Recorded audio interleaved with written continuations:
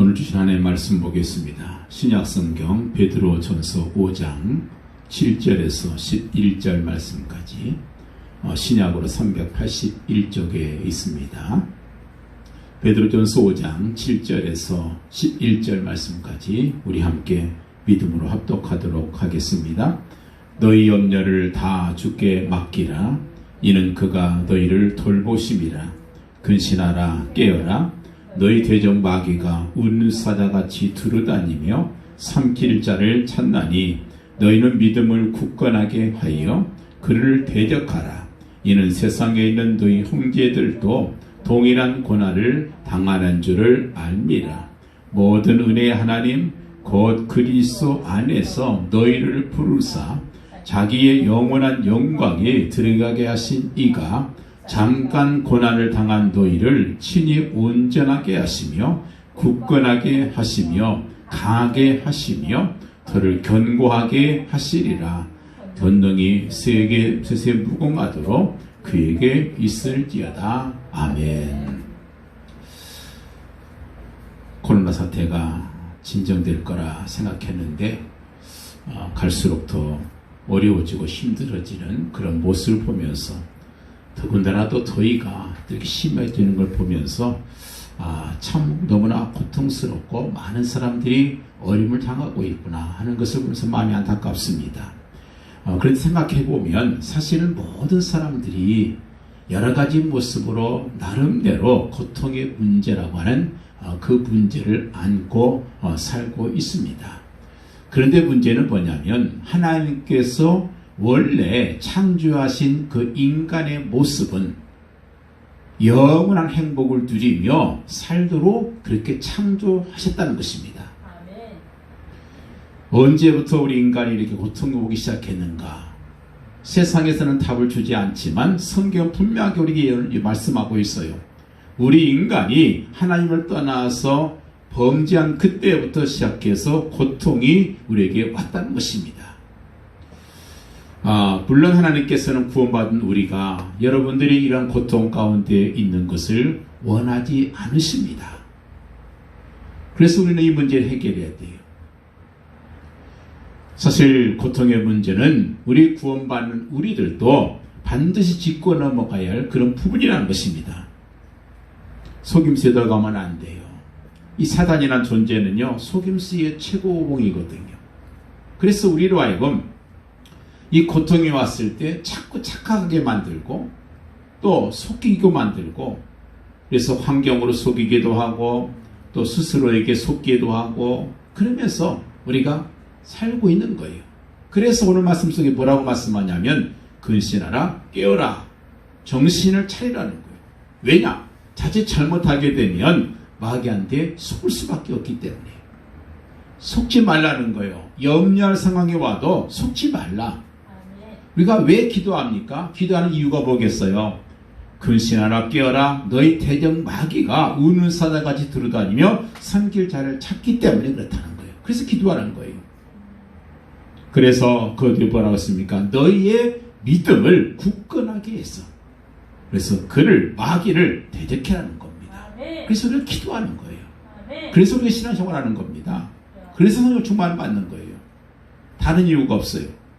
이게 바로 우리가 신앙생활하는 이유라는 것입니다. 왜냐하면 이는 세상에 있는 너희 형제들도 동일한 고난을 당하는 줄을 알미니라. 우리가 세상에 있는 동안에는 다 똑같다는 거예요. 다 그렇다는 거예요. 이 땅에서 제일 큰 문제가 뭐냐? 고통의 문제입니다. 우리에게도 분명히 고통이 있습니다. 그러면 여기에 대한 답을 우리가 얻어야 되겠죠. 우리 인간의 고통이 언제부터 시작되었으며 언제 끝나겠습니까?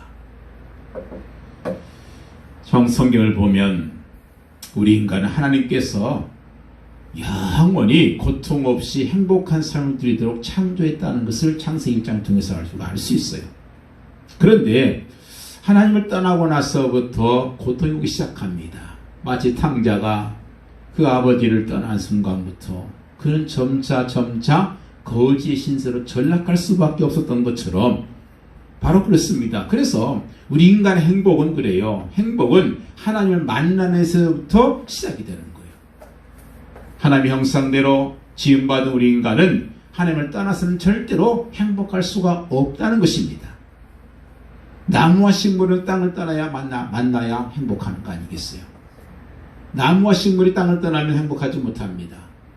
물고기는 절대로 물을 떠나서는 행복할 수 없어요. 물을 만났을 때 비로소 행복합니다. 마찬가지로 우리 사람은 하나님을 만나야만이 행복한 법이에요. 이게 원칙입니다. 그런데 이 하나님을 떠났으니 불행할 수밖에 없지 않겠어요? 그러면 이 고통이 언제 끝나느냐? 영원합니다. 하나님을 떠난 죄에 대한 대가는 지옥에서 영원하다고 성경은 말씀하고 있어요. 이게 안타까운 거예요. 창세기 3장에 보니까 하나님께 불순종함을 통해서 고통이 시작된 걸 볼 수 있습니다. 하나님께서 금하신 열매, 그 선악과를 먹는 그 순간 그게 바로 불순종 아니겠어요? 그래서 어떤 분은 그래요. 아니 하나님께서 쩌째하게 그 과일 하나 따먹었다고 그래서 그렇게 벌할 수 있겠는가? 근데 과일 하나가 중요한 게 아니에요. 하나님 앞에 불순종한 것, 하나님을 떠나버린 것, 하나님의 말씀보다는 사단의 말을 더 신뢰했다는 것, 이게 바로 문제라는 거예요.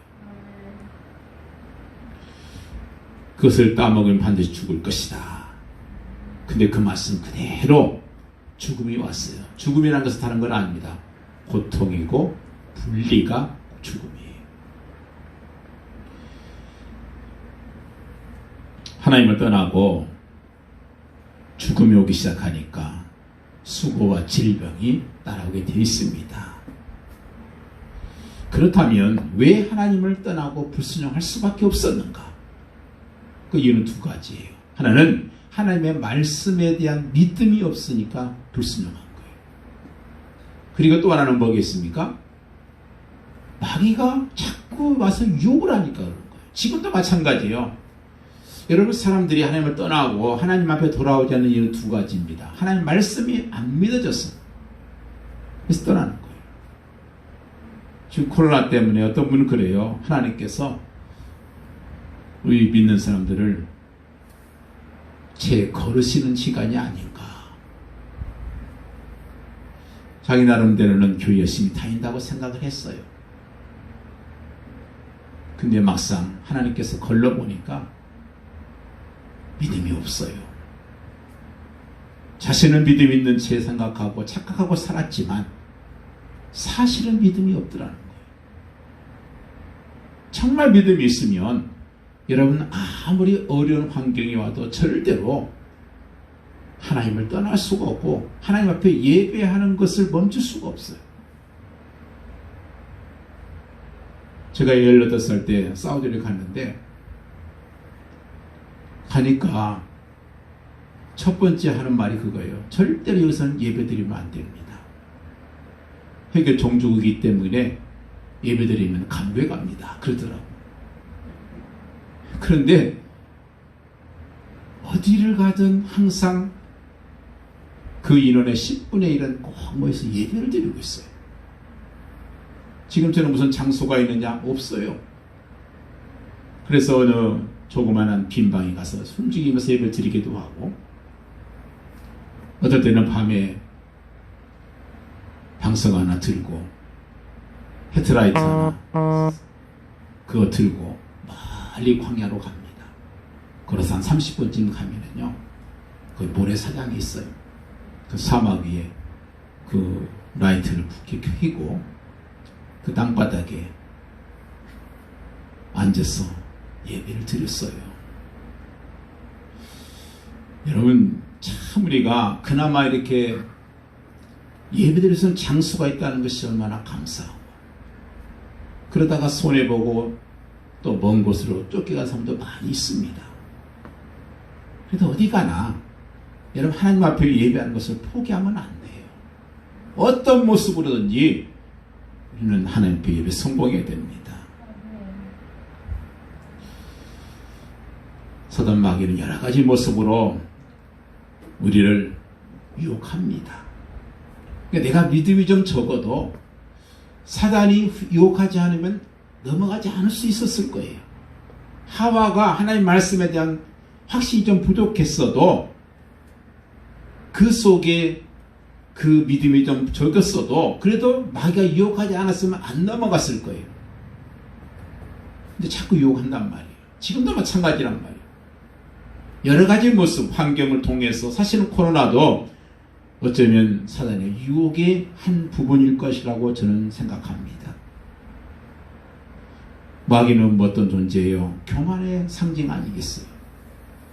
원래 천사장 아니었습니까?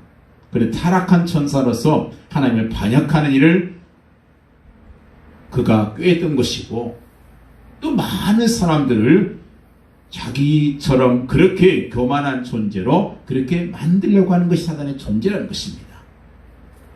그래서 마귀의 별명은 성경에 뭐라고 말씀하느냐? 거짓말장이요 도적이요 강도다 이렇게 표현하고 있습니다. 인간의 이 사단으로 말미암아 불순종의 유혹에 빠져서 마귀에 장악되어서 마귀의 자녀가 되었다고 성경은 말씀해요. 주님께서 분명히 그랬잖아요. 요한복음 8장 44절에 너희는 너희 아비 마귀에서 났으니 그랬잖아요. 유대인이 생각했어요. 나는 아닌데 바리새인들이 말하는데 나는 하나님의 자녀인데 근데 하나님 예수님께서는 너희는 마귀의 자녀다 이렇게 말씀하고 있어요. 이처럼 죄와 허물로 죽은 우리 인간 결국은 에베소 2장에 보니까 마귀가 조장하는 세상의 풍속, 세상의 사상, 세상의 사고방식, 세상의 모든 풍속에 묶여서 살 수밖에 없다고 그렇게 말씀합니다. 그래서 지금 많은 세상에서 자장기에 참 유행하고 있는 것이 뭐겠어요? 온갖 미신, 요즘 타로 부적 같은 거, 타로 같은 거, 사주, 우상 여기에 빠져있는 그런 영적인 사로잡힌 인생들이 참 많습니다. 자기들은 그게 뭔지 몰라요. 그냥 궁금해서 가는 사람도 있고 혹시나 하고 가는 사람도 있고 그렇습니다만은 영적으로 보니까 전부 그들이 보니까 세상의 풍조와 사단의 그 장악된 그런 삶을 살고 있더란 말이에요. 사도행전 10장 38절 말씀 보니까 마귀에게 눌렸다 그렇게 표현하고 있어요. 우리 주님께서 땅에 오신 이 목적이 뭐냐? 마귀에게 눌린 모든 자를 고치셨다 그런 말씀이 있어요. 여러분 생각해 보세요. 눌린 자는요 아무것도 안 해도 힘들어요. 누가 옆에서 누르는 것 같다 생각해 보세요. 나는 아무것도 안 해. 땀만 삐질삐질나고 힘들고 괜히 아무것도 안 하는데 왜 이렇게 피곤해요? 뭔가 눌렸다는 거 아니겠어요? 그게 스트레스 아니겠어요? 근데 그 스트레스를 주는 전문가가 누구냐? 바로 마귀라는 거예요. 그래서 예수님께서 하나님의 아들이 땅에 오셔서 하신 것이 뭐냐? 마귀에게 눌린 모든 자를 고치셨다. 이렇게 성경은 말씀하고 있습니다. 이렇게 고통받다가 마지막에 해피엔딩으로 끝났으면 참 좋겠는데 그게 아니더라는 거예요. 결국은 누가복음 10장처럼 그 고통은 영원한데 하나님을 떠난 죄의 대가는 지옥에서 영원하다고 그렇게 성경 말씀하고 있습니다. 자, 그러면 어떻게 이 고통을 해결할 수 있겠는가? 그 답은 바로 예수 그리스도입니다. 하나님의 아들 예수 그리스도 통해서 하나님께서 다 해결하셨어요. 그게 바로 복음이에요. 요한복음 3장 요한일서 3장 8절 말씀 보니까 하나님의 아들이 오신 목적이 뭐냐? 마귀의 일을 멸하려 하심이라 그렇게 말씀하고 있어요. 예수님께서 이 땅에 오신 목적이 뭐냐? 만왕의 왕으로서 마귀의 일을 멸하러 오셨다는 거예요. 인생을 노예와 파멸의 길로 이끄는 그 마귀의 일을 끝내버리기 위해서 그래서 이 땅에 오셔서 그 사단 마귀를 어디서 끝내셨느냐? 십자가상에서. 내가 다 이루었다. 그 순간 마귀는 완전히 끝난 겁니다. 그러면서 나는 길이요. 내가 길이다. 내가 길이고 내가 진리다. 내가 생명이다. 그래서 나를 통하지 않고는 아버지께로 올 자가 없느니라. 그렇게 말씀합니다. 다시 말해서 하나님께 갈 수 있는 길을 열어주셨다는 거예요. 하나님과 나 사이에는 가로막힌 죄의 담이 있습니다. 그런데 그 하나님께로 갈 수 없는 그 죄가 예수님께서 그 죄를 해결하심을 통해서 하나님께 인생들이 나아갈 수 있는 길이 활짝 열렸는데 그 길이 바로 그리스도라는 거예요. 히브리서 10장 20절에 말씀하잖아요. 우리를 위하여 휘장 가운데 일어놓으신 새롭고 산 길이 바로 예수 그리스도시다. 자, 이래서 예수 그리스도 때문에 우리 인생은 다시 하나님을 만나게 되지요. 그러면서 잃어버렸던 행복과 축복을 회복할 수 있게 된 것입니다. 베드로전서 3장 18절 말씀 보니까 그리스도께서 한번 죄를 위하여 죽으사 의인으로서 불의한 자를 대신하셨으니 이는 우리를 하나님 앞으로 인도하려 하심이라. 육체는 죽임을 당하시고 영으로는 살림 받으셨으니 그 말씀이 있거든요. 예수님께서 제사장으로서 죄와 저주를 십자가에 못 박아서 그리스도께서 한 번 죄를 위하여 죽으사 그리스도께서 십자가에서 한 번 죽으심을 통해서 의인으로서 불의한 자 우리들을 대신해서 죽으셨으니 왜 죽으셨느냐? 이는 이유가 있어요. 우리를 하나님 앞으로 인도하려 하심이라. 바로 그렇습니다. 그래서 하나님께로 갈 수 있는 길을 열어주신 거예요. 참사장으로서. 그래서 생명의 길, 구원의 길, 축복의 길, 생명의 길을 십자가로 열으셨다는 것입니다. 그래서 여러분 예수 그리스도를 믿은 사람들은 완전 구원이에요. 다시 말해서 영혼과 육신이 다 구원받은 거예요. 영혼이 구원받다는 건 무슨 말이냐면 내가 신분이 변했다는 거예요. 하나님의 아들의 신분이었다는 거예요. 마귀의 종에서 하나님의 아들로, 하나님의 자녀로, 죄의 종에서 하늘나라의 상속자가 되었다. 이게 바로 영혼의 구원이에요. 육신의 구원은 뭡니까? 바로 부활에 참여할 수 있다는 거예요. 우리 육신은 죽을 수밖에 없잖아요. 그런데 그 죽음이 끝이 아니더라는 거예요. 그 죽음을 이후에 부활의 순간이 그게 바로 육신적인 구원이죠. 그래서 영육간에 완전히 고통의 문제가 완전히 해결된 구원이 우리에게 임했다는 것이 이게 바로 완전 구원의 우리의 모습입니다.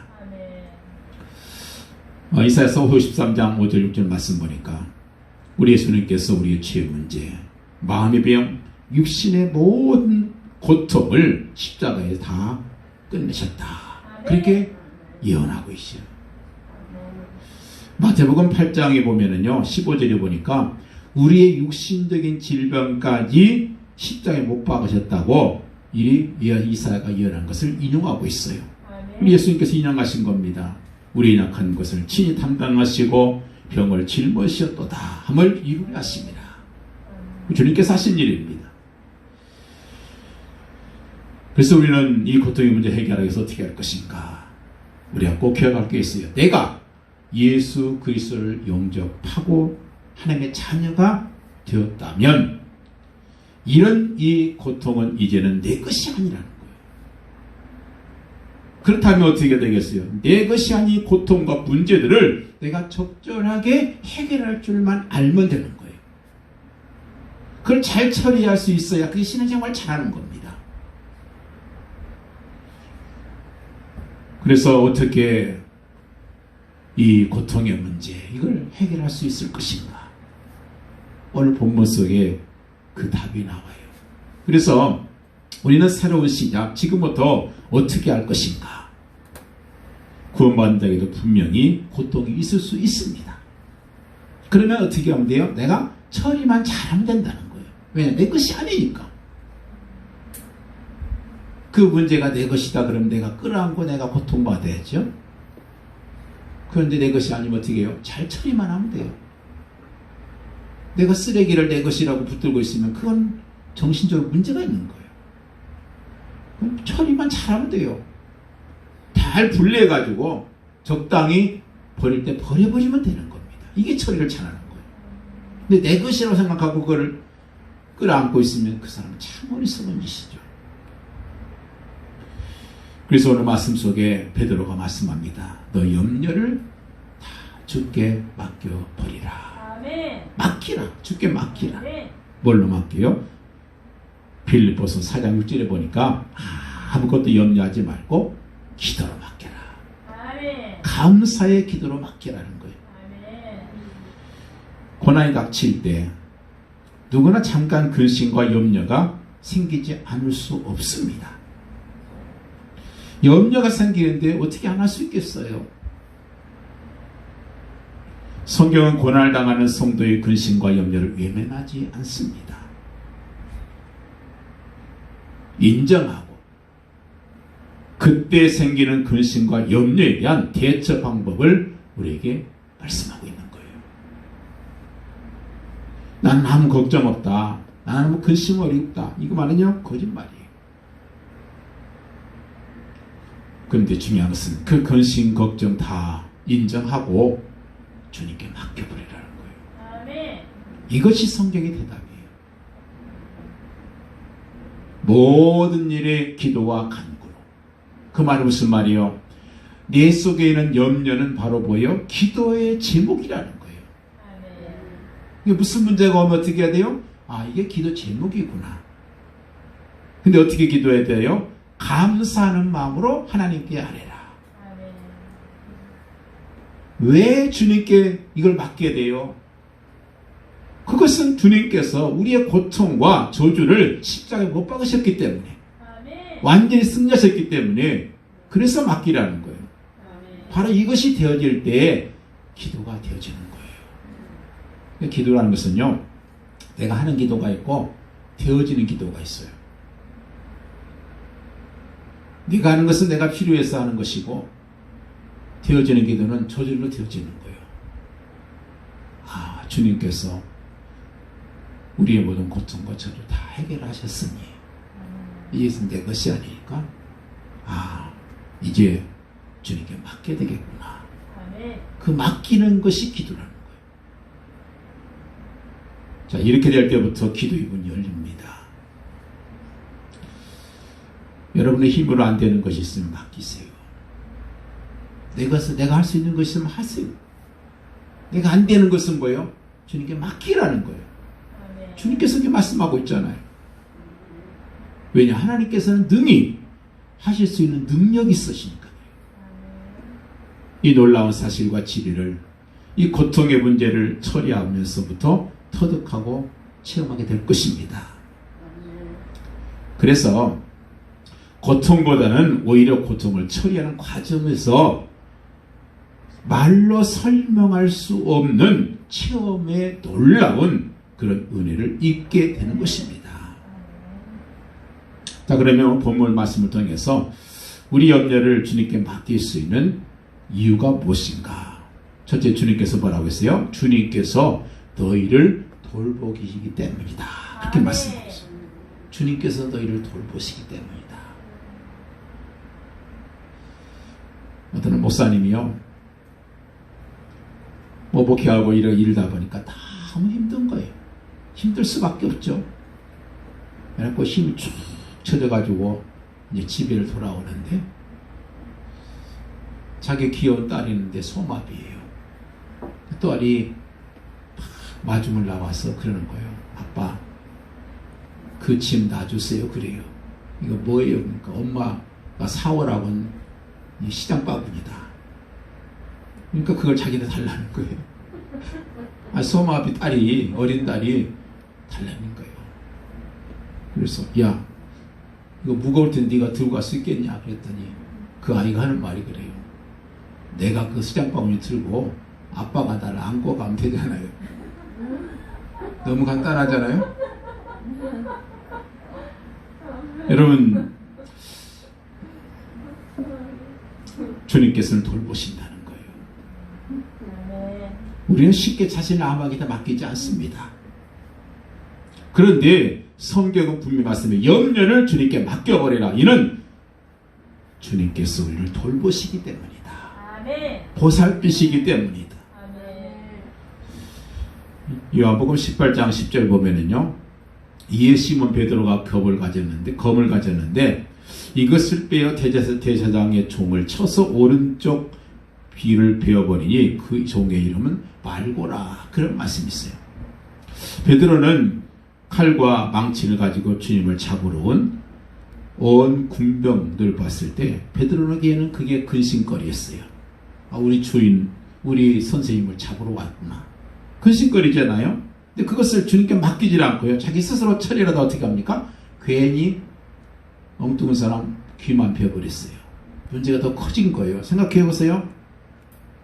주님께서 그 귀를 다시 나아서 만져서 깨끗하게 낫게 만들었으니까 다행이지, 만약에 귀 빨려가지고 갔으면 어떻게 하겠어요? 베드로 사형감이죠. 그렇지 않겠어요? 대제사장의 그 종의 귀를 잘라버렸으니, 그러니까 내가 해결하려고 하니까 문제만 좀 더 커지는 거예요. 주님께, 주님, 이거 주님께서 알아서 하실 것이죠. 맡겼으면 되는 거예요. 주님께서는 우리 염려를 다 돌보고 계십니다. 다만 우리가 이것을 알지 못하는 이유는요, 우리 지각이 하나님과 떨어져서 그래요. 그래서 내 생각대로 그냥 걱정하고 염려하고 있다는 사실을 기억하시기 바래요. 빌립보서 4장 6절에 아무것도 염려하지 말고 오직 모든 일에 기도와 간구로 너희 구할 것을 감사함으로 하나님께 아뢰라 그랬잖아요. 내 생각보다 하나님의 생각이 더 뛰어나다는 사실 우리가 인정하셔야 돼요. 자, 그렇다면 도대체 우리 염려를 다 맡아주실 그분은 과연 어떤 분이신가?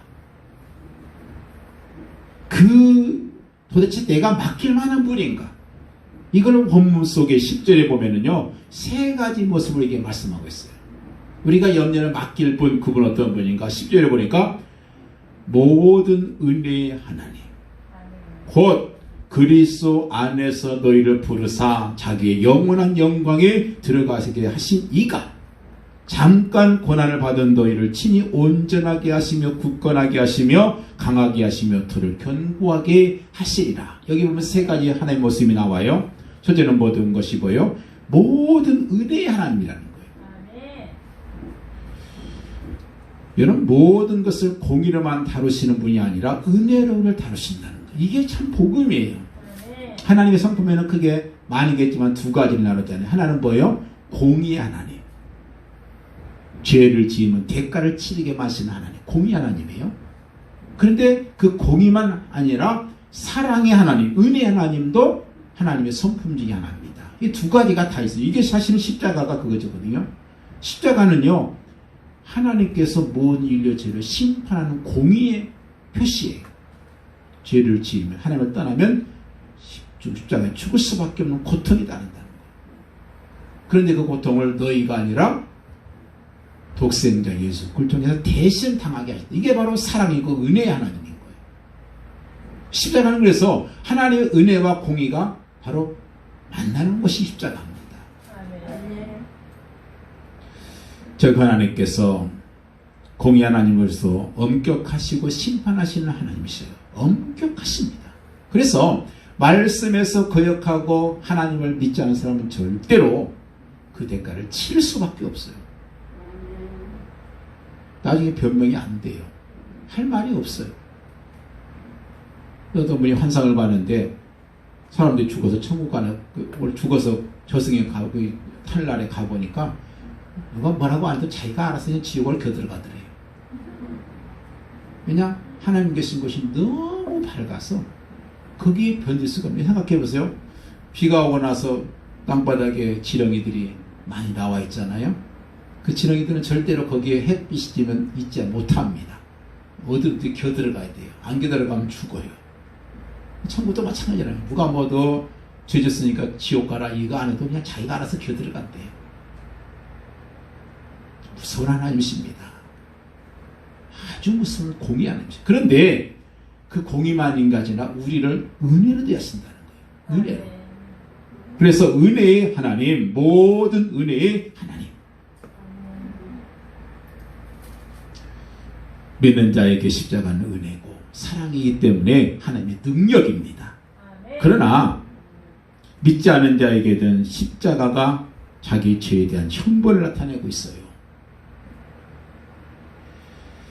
다윗이 참 죄를 많이 지었는데 우리아를 죽인 것이 제일 큰 죄죠.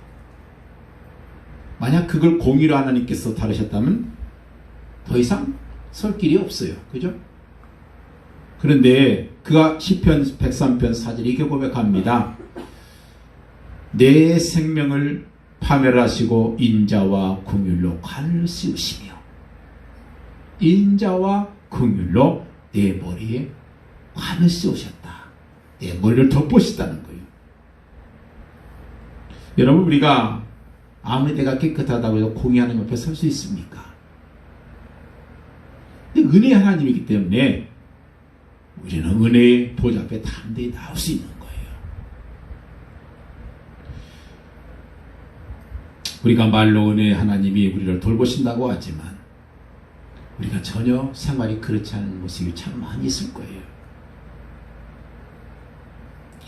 은혜의 하나님이시기 때문에 그분의 독생하시는 아들을 예수 그리스도의 땅에 보내주신 것입니다. 그래서 로마서 8장 23, 22절에 말씀하잖아요. 자기 아들을 아끼지 아니하시고 우리 모든 사람을 위하여 되어주신 이가 어찌 그 아들과 함께 모든 것을 우리에게 은사로 선물로 주시지 아니하겠느냐 그랬습니다. 아들을 은혜로 주신 하나님. 여러분, 우리 집에서 여러분 집에서 가장 탐난 게 뭐겠어요? 돈입니까? 명예입니까? 아니면 금덩어리입니까? 집입니까? 자녀의 생명에 대한 것이라면 사실은 돈 이거 보고 다 필요 없잖아요. 그잖아요? 자녀의 생명만큼 귀한 게 어디 있어요? 근데 우리 하나님께서는 아들을 아끼지 아니하시고 모든 사람을 위해서 내어주셨다는 거예요. 은사로.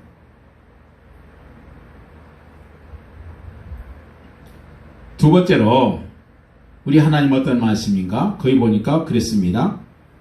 그리스도 안에서 너희를 부르사 자기 영원한 영광에 들어가게 하신 이가, 그런 말씀이 있어요.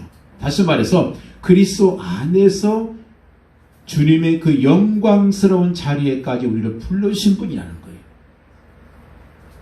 원래 우리가 죄의 길에서 있을 때는 미래가 뻔합니다. 파멸과 사망만이 기다리고 있겠죠. 그러나 하나님께서 우리를 생명의 길로 불러주셨고 우리로 하여금 하나님의 영광의 나라로 임하게 하셨다는 거예요. 데살로니가서 2장 12절에 말씀합니다. 너희를 부르사 자기 나라와 영광에 이르게 하시는 하나님께 합당하게 행하라. 그렇게 말씀하고 있어요. 영광의 나라에 이르게 하시는 하나님. 여러분, 그렇습니다. 우리가 이 주님 앞에 나오게 되면, 주님의 말씀을 듣게 되면 우리 마음속에 두려움, 근심이 다 떠나가고 영광이 우리 속에 임할 수 있다는 거예요. 그래서 데살로니가서 2장 14절에 말씀하는 거예요. 이를 위하여 우리를 복음으로 너희를 부르사 우리 주 예수 그리스도의 영광을 얻게 하려 하심이라. 얼마나 의리스러운 말씀이에요. 우리를 예수 그리스도의 영광스러운 그 자리에 우리를 이르게 하겠다는 거예요.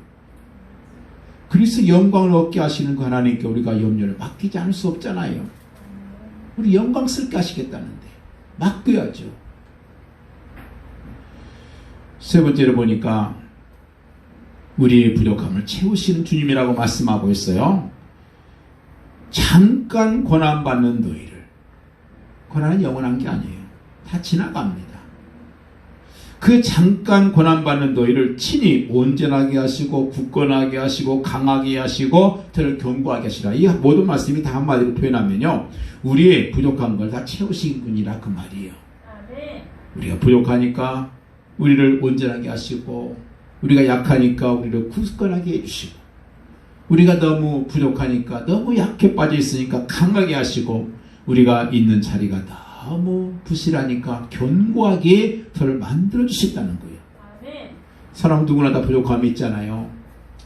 좀 물질이 부족할 수도 있고, 지식이 부족한 사람도 있고, 성격이 좀 부족한 사람도 있고, 다 있습니다. 근데 하나님께서는 그 부족들을 다 채우신다는 거예요. 그분이니까 우리 맡길 수 있잖아요. 염려를 주께 맡겨버리면 어떤 결과가 오느냐. 마귀가 자기 설 자리를 잃어버려요. 염려를 주께 맡기지 못하는 이유가 뭔지 아세요? 오늘 말씀에 분명히 말씀하고 있어요. 마귀가 방해하고 있다는 거예요. 그래서 못 맡기는 거예요. 분명히 하나님께 살아서 역사하시듯이 마귀도 지금도 역사하고 있어요. 여러분, 가을 사과밭에는 도둑이 참 많이 사과를 훔치러 들어오겠죠. 그런데 겨울이 돼서 사과를 다 걷어버린 그런 과수원에 사과밭을 노리러 온 그런 도둑은 없을 거예요.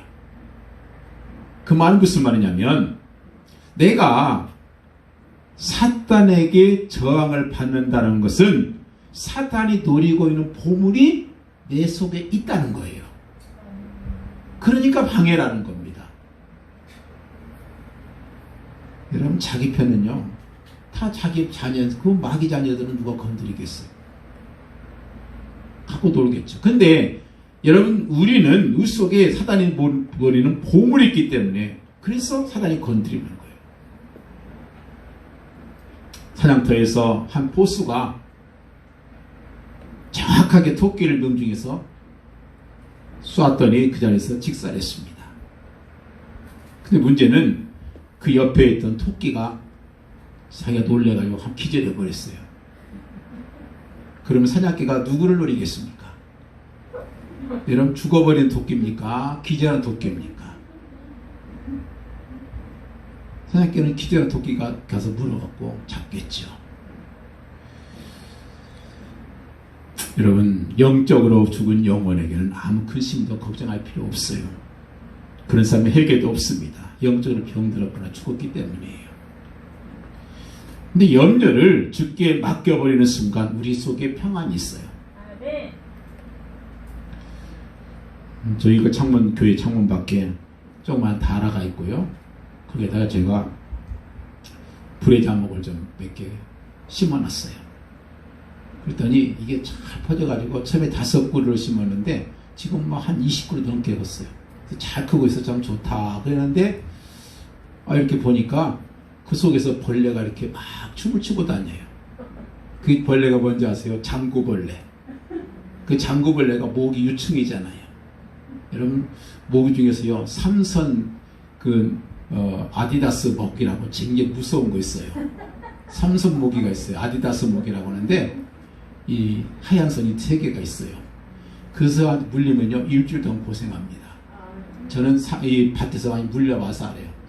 그걸 보니까 걱정이 돼요. 야, 저거 어떡하나. 그래서 인터넷 찾아봤어요. 그랬더니 물을 싹 바꿔라, 아니면 다 건져서 잡아내라, 뭐 여러 가지 얘기들이 나오는데, 뭐 기름을 갖다가 부어라, 뭐 있는데, 그러면 불의자모도 같이 망할 것 같고 죽을 것 같고, 그래서 거기 보니까 미꾸라지 하나 집어넣으라 그랬더라고요.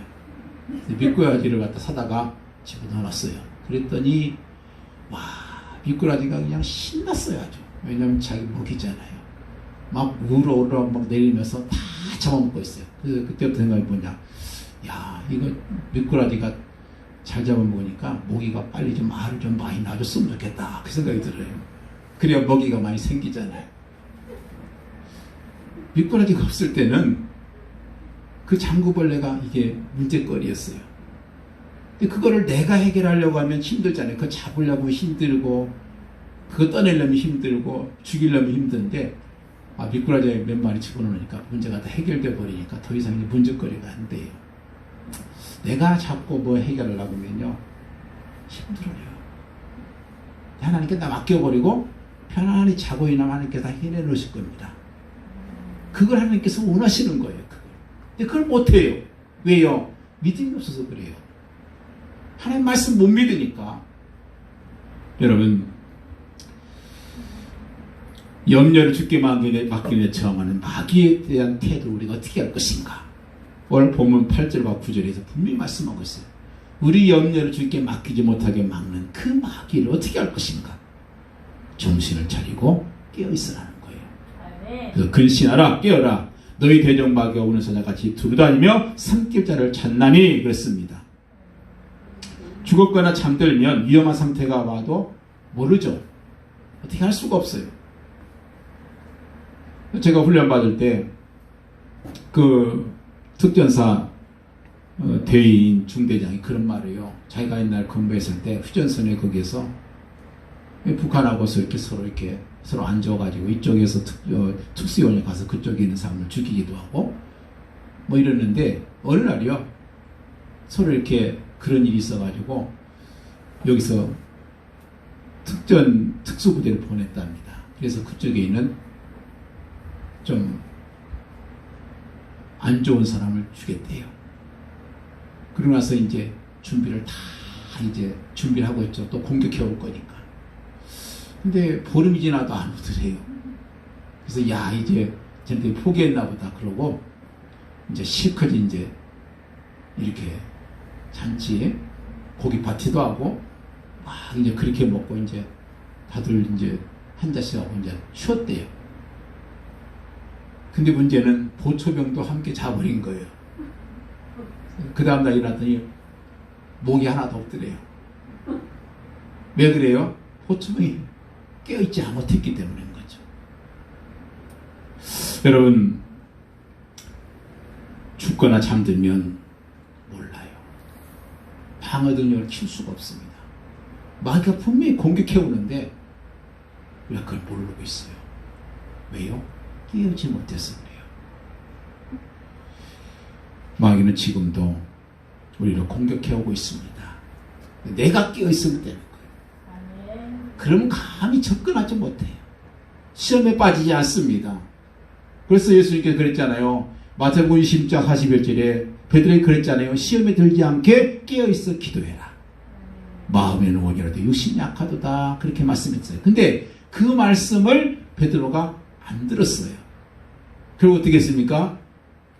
예수님을 3번 부인하고 나서 지금 오늘 말씀 속에 베드로가 말하는 거예요. 내가 옛날에 그 말을 안 들어서 내가 깨어있지 못해서 시험에 들었었던 걸 너희도 알지 않느냐.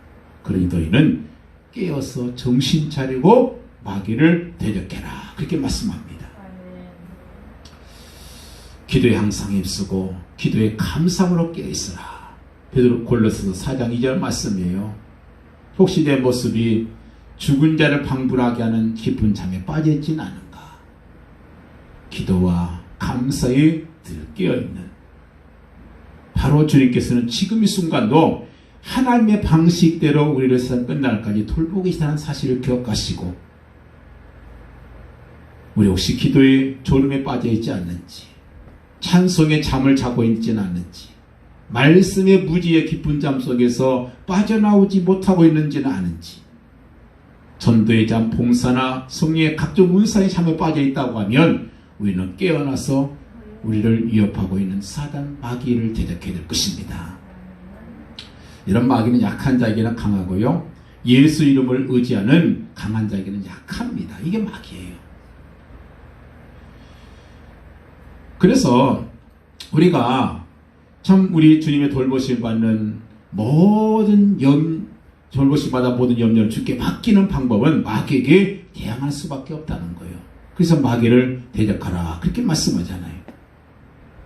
11절 말씀 속에 뭐라고 했어요? 권능이 쇠쇠 부응하도록 그에게 있을지어다 그랬어요. 여러분 우리에게는 싸울 힘이 없어요. 근데 누구한테 힘이 있어요? 권세가 계시고 권능이 계시는 주님께 있다는 거예요. 내게 힘은 없어요. 근데 주님께는 있어요. 그래서 그분께 맡겨야 되잖아요. 고린도서 4장 7절에 말씀하잖아요. 우리가 이 보배를 지니것에 가졌으니 이는 지금 능력에 지극히 힘이 큰 것이 하나님께 있고 우리에게 있지 아니함을 알게 하려 함이라 그랬어요. 쉽게 말하자면요. 포장지는 별거 아닌데 내용물이 보배다 그 말이에요. 그게 우리 모습이에요. 내 안에 계신 예수님 바로 성령님은 보배로 신분이다 그 말이에요. 이 사실을 우리가 잊지 말으세요. 내 모습은 별 것 없을 거예요. 내세울 게 없을 것입니다. 그러나 여러분 내 속에 계신 분은 너무 좋으신 분이에요. 보배로우신 분입니다. 그래서 하나님께서 염려에 빠져 헤매는 우리를 돌보시겠다는 사실을 꼭 기억하시기 바라요. 그래서 그 하나님 어떤 하나님인가? 은혜의 하나님이시다. 그 하나님 어떤 하나님이십니까? 우리를 그리스도의 영광에 부르신 분이시다. 그 하나님 어떤 하나님이신가? 우리의 부족함을 채우시는 분이다. 그래서 그분께 우리를 맡기는 바로 그런 우리 신앙이 되될 것입니다. 또 하나 중요한 것은 우리 주님을 우리의 주인 되게 하시는 게 중요해요. 그게 맡기는 거예요. 요한복음 2장에 보면 우리 예수님께서 가나 혼인잔치에 가셨을 때 귀빈으로 대접받았을 때는 역사가 안 일어났어요. 그런데 주인으로 대접받는 순간 포도주로 변하는 역사가 일어나요. 주님께서 분명히 귀빈으로 대접받았습니다. 손님을 받았어요. 근데 아무것도 안 일어나요. 근데 주인으로 대접해서 이제 주님께서 시키는 대로 해라. 예하고 그대로 했잖아요. 시키는 대로. 주인으로 대접하는 순간 역사가 일어납니다. 주님께서는 손님 대접하는 사람이 절대 이 역사를 일으키지 않습니다. 내가 맡긴다는 건 무슨 말이에요? 내가 주님을 나의 주인으로 영접한다 그 말 있잖아요. 그 문제에 내가 붙들고 염려 근심하고 있으면 그것은 내가 주인이에요. 주님은 구경꾼이고 손님이죠. 그걸 주님께 맡겨버리고 나서 편하게 있으면, 그래서 예수 믿는 것이 중요한 것이 아니고요, 그 예수님을 나의 주인으로 모시는 것이 더 중요합니다. 이것이 고통을 해결할 수 있는 길이 된다는 것이에요. 그래서 고통이 오면 기도부터 해야 되는 거예요. 하나님께서 내게 어떤 복을 주시려고 이 고통을 주시는가? 하나님께서 나에게 어떤 기회를 주시려고 지금 이 문제를 주시는가? 이걸 찾아보면 되는 거예요. 이게 신앙이란 말이에요. 왜 하나님 이걸 주십니까? 하고 원망할 것이 아니고, 어마어마한 폭풍과 몰아치는 시련이 올 때 한 번 더 무릎을 꿇고 하나님께서 나에게 어떤 길을 주시려고 이 고통을 주시는가? 이걸 생각하라는 거예요. 이게 깨어있는 겁니다. 그것은 분명히 틀림없는 기회예요. 사업이 어려움이 왔습니까? 이거 기회라는 걸 알아야 돼요. 그 사업을 살려낼 수 있는 기회 될 것입니다. 그걸 찾아내기만 하면 그게 성공인 거죠. 어떤 사람이 여러분을 막 비방하고 비난합니까? 그것도 역시 기회예요. 왜냐? 그것이 나로 하여금 회개할 수 있는 기회고 내 자신을 돌아볼 수 있는데 굉장히 유익한 거예요. 그 기회는 그걸 놓쳐버리면 안 되고 그 사람 원망하면 안 돼요. 저 사람이 나를 왜 이렇게 비난하지? 그 비난한 내용이 뭐지? 그러면서 내 자신을 갱신하고 내 자신을 회개하고 주님 앞에 더 다듬어지는 기회로 삼으면 되는 거예요. 그거를 엉뚱하게 잘못하고 원망하면 안 되는 거예요. 너는 내게 부르짖으라. 내가 네게 응답하겠고 내가 알지 못하는 크고 비밀한 일을 네게 보이라 그랬잖아요. 정말 암담한 순간에 그 시대뜰에 갇혀서 죽을 수밖에 없는 그 상황 속에서 너는 내게 부르짖어라. 내가 네게 응답할 것이다. 내가 알지 못하는 그거 비밀한 일을 내가 보이리라 그렇게 말씀하고 있잖아요. 내 입을 넓게 열라. 내가 채우리라. 환난 아래를 찾으라 말씀하고 있잖아요. 자꾸 내 생각 때문에 문제가 생기는 겁니다. 바울은 그렇게 말하잖아요. 내가 그리스도와 함께 십자가에 못 박혔나니. 무슨 말이요? 나는 죽었다. 이 말이에요. 그보다 더 큰 의미가 있어요. 뭐냐면 이제 내가 산 것은 내가 산 것이 아니요 그리스도께서 나와 함께 사신 것이라. 내 속에 들어와 계신 그리스도께서 사신 것이라. 나는 죽어버렸으니까 이제 내 속에서 나를 주장하신 분은 누구예요? 바로 내주하시는 성령님 뿐이잖아요. 바로 그것이 성령의 인도를 받는 것이고요. 그게 성령 충만함 받는 것이에요. 주님과 동행하는 길이 바로 그거 아니겠습니까? 지금 이 땅에 모든 삶은요, 과도기적인 삶이에요. 모든 순간이 과도기예요. 무슨 말이요? 어차피 지나가는 일들이란 말이에요. 그래서 꼭 두 가지를 기억하시기 바라요. 고난은 바로 영광의 약속이다. 그래서 로마서 8장 18절에 말씀하자면 생각한데 현재의 고난은 장차 우리가 나타날 영광과 좁기 비교할 수 없다. 아멘. 이 고난이 장차 내게 줄 영광의 약속이라는 거예요. 아멘. 영광의 예약이라는 거예요. 예약. 그리고 두 번째는 뭐예요? 로마서 8장 28절에 말씀하잖아요. 우리가 알거니와 하나님을 사랑하는 자 곧 그 뜻대로 부르심을 입은 자들에게는 모든 것이 합력하여 선을 이루느니라. 아멘. 다 복이라는 거예요. 아멘. 그러니까 해석 나름이요. 이 고통과 문제를 고통과 문제로 생각하지 말고 그것을 복으로 해석하라는 거예요. 아멘. 어느 순간이든지 나는 뒤로 넘어져도 다이아몬드 밭이다. 아멘. 이런 마음.